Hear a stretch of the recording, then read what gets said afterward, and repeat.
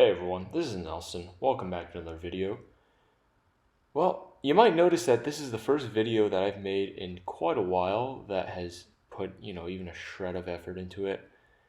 That's because I've decided that making videos is a pretty great catharsis for all the shit I'm doing. Yeah, hopefully you guys enjoy. I don't know if I'm gonna make more of these rants. I really don't have any inspiration to. It's just that this one dude on Instagram was fucking pissed me off. So yeah, let's go and jump right into it. Hope you guys enjoy. So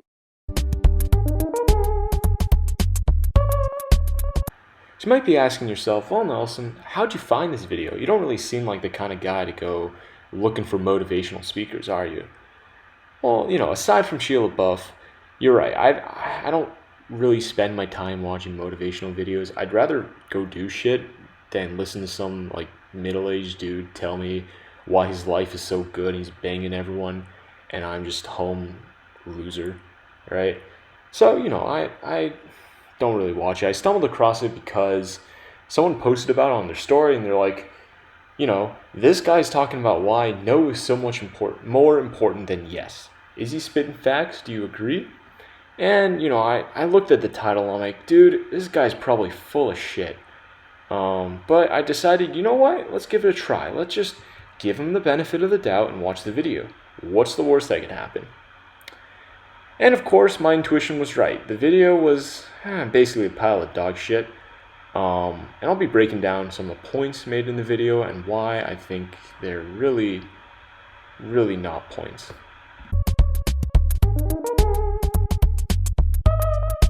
Okay, so let's go ahead and roll the video and hope that this video doesn't get taken down for copyright infringement. I don't know how it would, but you can never know with YouTube.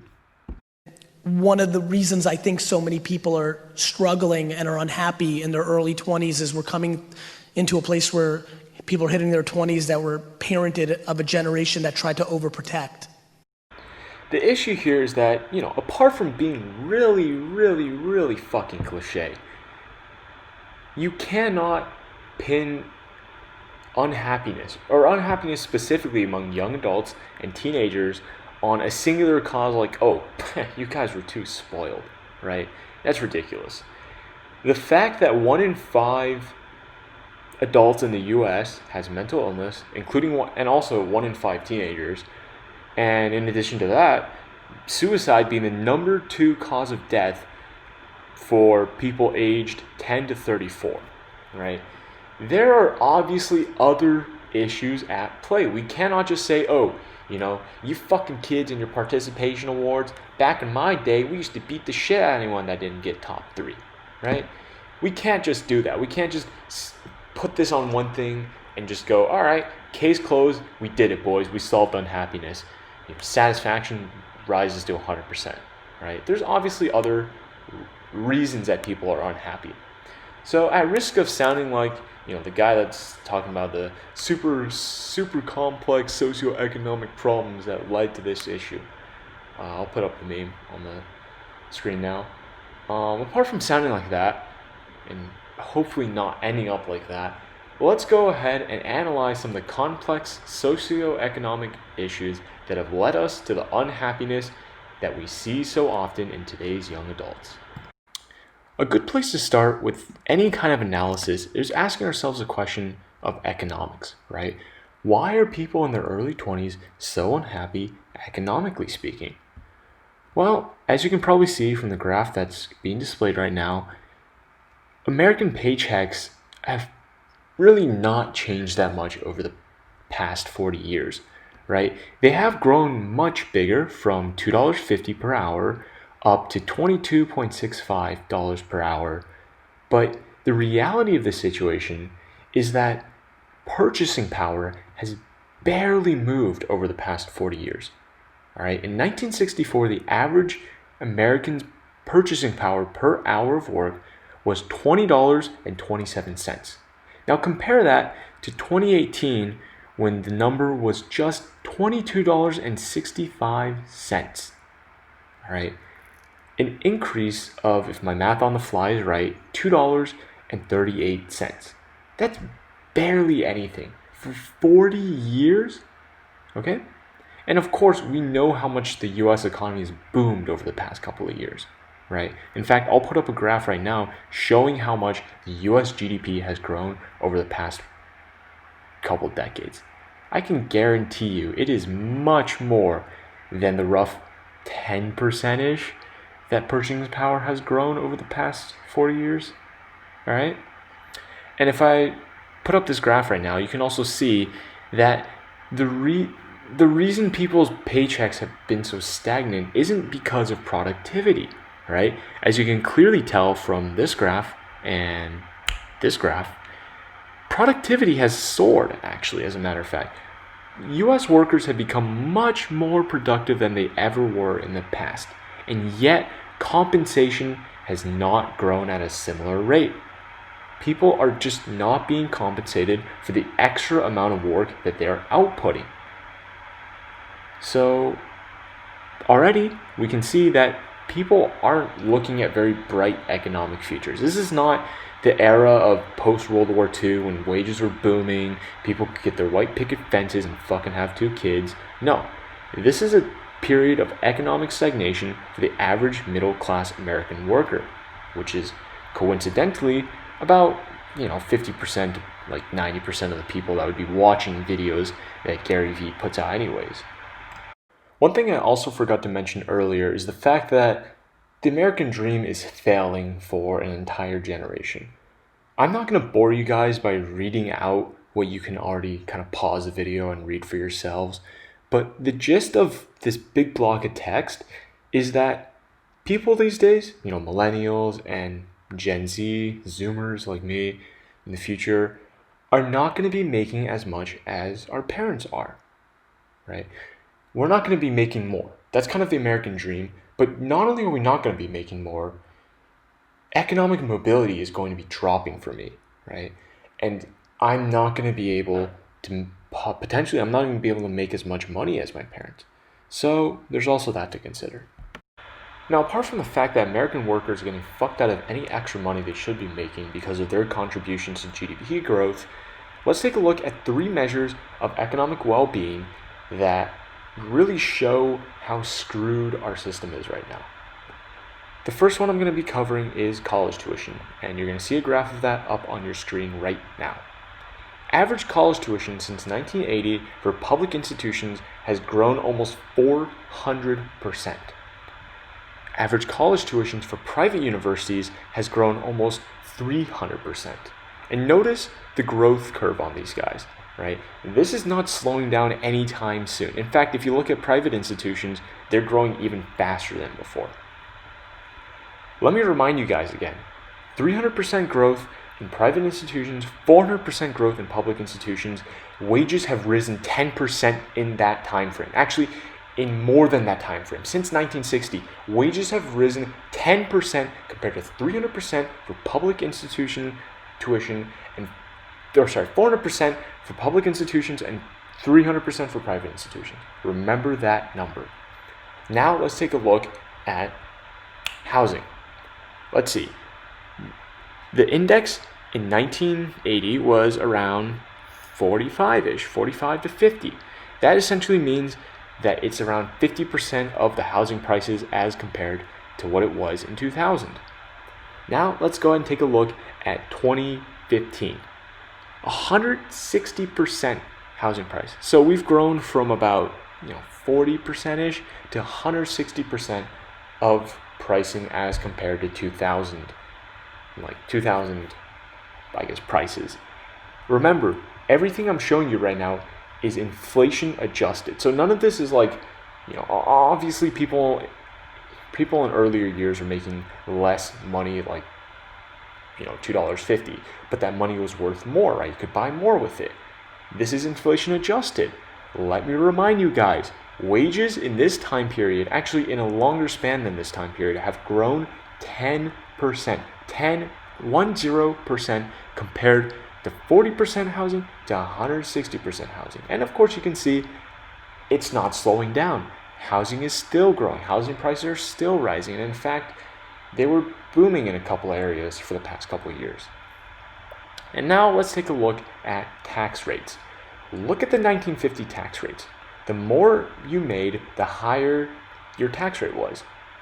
Makes sense, right? The more money you have, if you have $1 billion, taxing 70% of that isn't going to affect you as much as someone making like $50,000 a year getting taxed, say, 50%, right? But look at our taxation right now, okay? 1950, the more money you made, the more taxes you paid. In 2018, so after the tax bill was passed, look at what we have. Taxes on middle and low income people have risen since the 1950s, while tax burdens on richer individuals and richer families have dropped significantly. In fact, the richest people in this country pay less in taxes than the poorest people. Just look at this. The lowest income bracket right here makes around 27, pays 27%, 28% taxes based on this graph. What about the highest income people? They're paying around 21, 22%, okay? So rich people are paying less percent taxes than poor people. What the fuck gives? I forgot to even mention wealth inequality in this country. I mean, just take a look at this graph, right? I don't need to explain it for you. You guys can damn well understand what the hell is going on right here with your own eyes.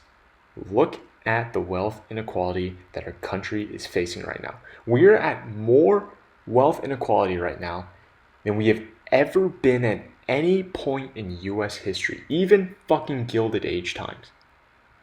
Even when there are political cartoons about wealthy fat assholes controlling Congress, even during those times, there was less wealth inequality than there is right at this goddamn moment. Apart from all of the economic issues that I covered earlier, there's also issues of, socio, right? There's the socio part of socioeconomic. And the reality of the situation is that, come on, the social situation has been fucked for years, and now it's all boiling over and really coming to a head, right? We're seeing people out on the streets protesting because they've been screwed by a system that really doesn't care about them for years, right? Over incarceration of people, over policing of poor neighborhoods, right? Broken window policy. I could go on and on and on and on and on and on and on about the social issues that we're facing today. But if you're watching this video, you probably don't have your head up your ass, right? You are probably very cognizant of the fact that we have a lot of very deep social issues in this country right now that are frankly putting all of our futures at jeopardy. We don't know what's going to come, right? We don't know what kind of upheaval is going to be necessary to root out the corruption that has plagued our country for years, right? And that's the thing. The future is uncertain. The future is uncertain. We're living in a time of just insane partisanship, right? We're turning a fucking pandemic into a partisan issue. For God's sake, we're asking ourselves whether a motherfucking virus is Republican or Democrat. And I just cannot believe how fucking idiotic our country is to do some stupid shit like this. Whores in this house. There's some whores in this house. There's some whores. Now that I've kind of talked about some of the reasons why, millennials might be so mad about their future or, so unhappy, let's go ahead and take a look at the second part. Why are millennials so afraid to lose? Is it because they're coddled? Is it because they don't know how to take the L and just take the ass whooping and kind of move on with their life? Is it because they're selfish? Is it because they're spoiled? Well, funny enough, if you paid any attention to my last economic kind of analysis section, wages have barely grown, but everything else's price has grown. So, ironically, if anything, people should be less spoiled than they were before. And, you can kind of see it, right? You can feel it. You can feel how baby boomers really feel entitled to so many different things, right? If there's a spoiled generation, it's the fucking boomers. Losing is awesome because you deserved it. It means somebody was better than you. And that's good for you to know because that's real life. Now, the reality of the situation is that winning isn't as easy or as simple as Mr. V might make it out here to be. He talks about losing, but the implication is that if you lose, you should just pick yourself up and keep going. But the reality is that the reason so many people are fucking pissed is because when they lose, it's not because of any fault of their own, but rather just inherent biases that are working against them. And right now, I'm going to show you some data that really drives home the point that some people are just set up to fail in this country. So we can clearly see here that women routinely ask for both more promotions and more raises than men do. And as we'll see later on, they receive less of either. Of course, when women ask for raises and for promotions, they were much more likely to be seen as bossy, aggressive, or intimidating compared to men. And keep in mind, this is a percentage of people that ask, not like total percentage. So of course, you might think like, oh yeah, more women ask for raises and for promotions, therefore more were seen that way. No, that's just a percentage of the total that did ask. And in this graph, you can see that black people in STEM jobs have been routinely discriminated against because people feel like, oh, just because you're black, you can't do a good job in this STEM job. And in this like longer kind of study, you can feel free to pause the video here and read it if you'd like. We see that white people or people with white names are 50% more likely to get a call back from an employer, despite having the exact same stuff on the resume or like same qualifications on the resume compared to someone who would have an African American name. So, I mean, yeah, that clearly shows something, right? And if we're looking at the intersection between gender and race here, and I know there's a whole discussion about intersectionality, I'm not going to get into that because this video is already long enough as it is, we can see that for every 100 men essentially that are promoted to a managerial position, 79 women are promoted. And of that kind of the category of woman, right, of that subcategory, we can see that black women are promoted 60 times for every 100 times all men are promoted, right? And we could break down the all men kind of category into other categories, and I guarantee you that people like, Asian women, or not Asian women, Asian men, Latino men, black men are probably promoted at a lower rate than white men. That's the reality of this country, right? That's the reality of the system that we live in. So to simply say that losing is, it's just because somebody was better than you, that's fucking wrong, right? That might be true in some cases. If I was at like a swimming competition and I get my ass kicked by another swimmer, fine, okay? He was better than me, he won, GG. By the way, I'm saying he because you're probably racing against people of the same sex in a swimming competition, right? Like the fact that people are just set up to fail in this country clearly shows that it's not just a matter of if you lose, pick yourself up and keep going, right? People who, like black women who want a promotion to a leadership position, have to work almost twice as hard as any man does in order to get to that position. Twice as hard for the same exact outcome. You cannot tell me that's fair. You cannot tell me that's fair in any way.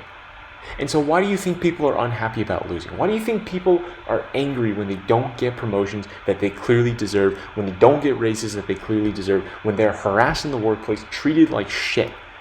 Why do you think people are mad? Why do you think people are unhappy in their 20s? Is it only because they're sore losers? Really, Gary? Is it only because they're sore losers? Because I sure as hell don't think so. There are plenty of other reasons that people are mad, and every single one of them is justified. Every one of them. Of course, except coddling, but I've already covered how coddling is essentially a non-issue in the shitty economy that we live in. And I know an issue that will really drive home my point, that will really resonate with the kids these days, is college admissions. We can clearly see that legacy admission students have a much, much, much, much, much higher chance than non-legacy students to be admitted into universities. Does it seem fair to you? Doesn't really seem fair to me.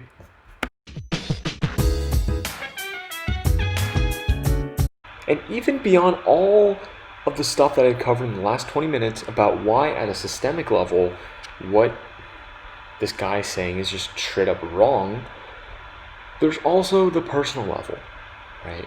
People of this generation, of my generation, are not any less hardworking than someone like Gary's generation. That is a falsehood. That is some shit that you make up because you're not willing to take the time and sit down with some teenagers, with some young adults who are out to make a difference in the world.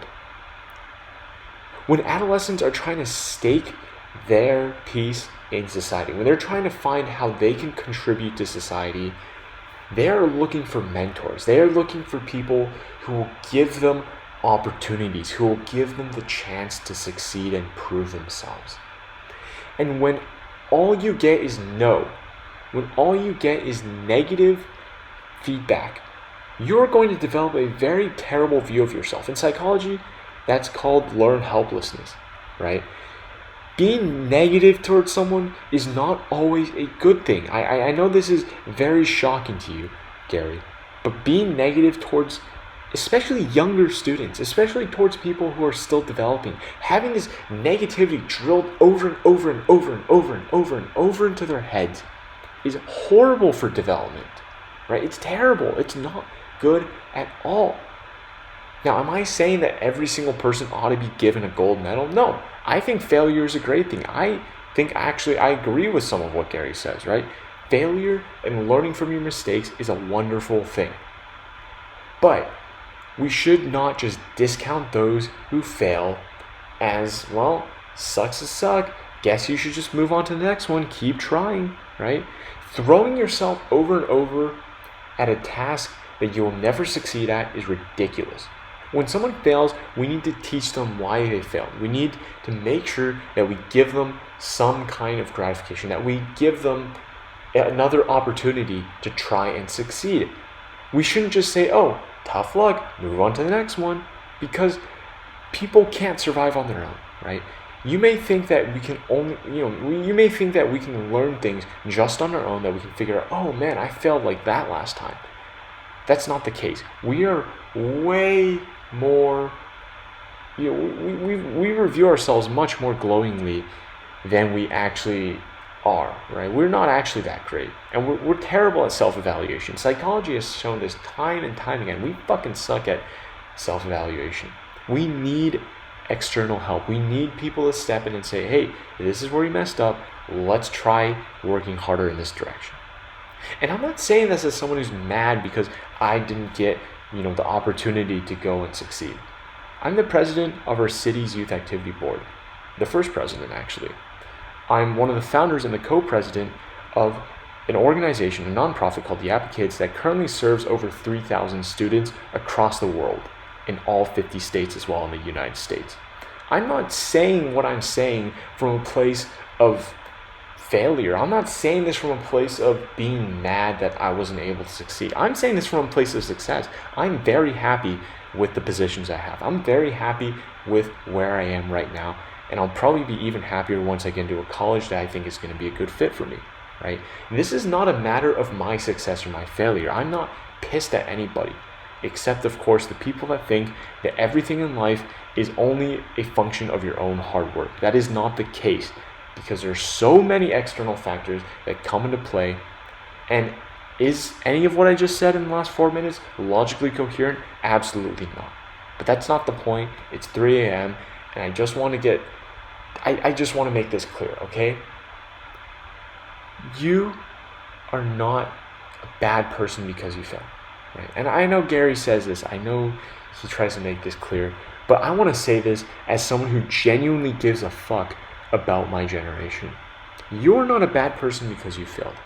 There are so many factors that, yes, are in your control, but also so many more that might not have been in your control. You should try and wrestle those factors out of your control into your control, right? Things like racism or sexism. You should try and fight against those, of course. But there's still things like luck that determine whether or not you'll succeed, right? Luck is an important part of success. We cannot overlook that.